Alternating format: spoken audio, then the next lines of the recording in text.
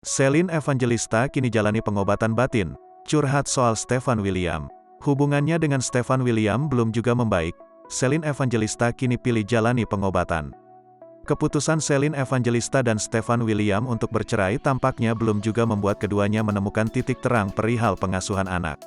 Setelah resmi berpisah, diketahui kedua anak mereka yakni Lucio Otile William dan Eadred Coa Louis Miguel memilih untuk tinggal bersama Celine. Sementara Stefan William yang kini sudah menjalin hubungan baru bersama Ria Andrew memilih untuk tinggal di Bali. Namun sayang hingga kini kabarnya Stefan belum juga menemui kedua putranya setelah 6 bulan terpisah. Kepergian Stefan meninggalkan putranya tersebut diakui Celine membuat Cio dan Coa kerap mencari sang ayah. Belum juga bisa bertemu dengan Stefan William, Celine mengungkapkan rasa harunya ketika beberapa kali melihat sang putra mengutarakan kerinduannya. Kondisi kedua anakannya tersebut tak pelak juga menimbulkan kesedihan bagi Celine. Setelah sempat menghilang, Celine tampak menunjukkan bahwa kini dirinya sedang menjalani program pemulihan batin serta mental.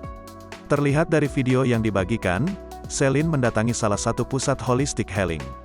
"This is what healing looks like, I forgive the past and heal for the future," tulisnya.